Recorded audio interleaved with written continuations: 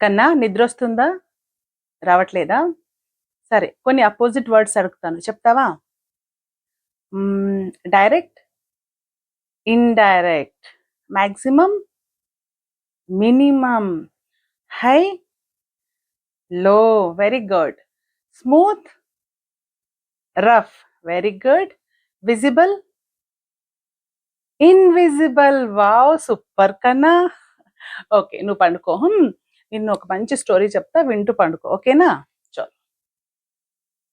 Grammar part లేదా important topic లేదా new words ఏదైనా సరే పిల్లలు పడుకునే ముందు, అంటే ఆల్రెడీ పిల్లలు చదివిందే ఉంటుంది కాబట్టి 5 to 10 మినిట్స్ క్విక్ రివైజ్ చేయిస్తే చాలా ఎఫెక్టివ్గా ఉంటుంది.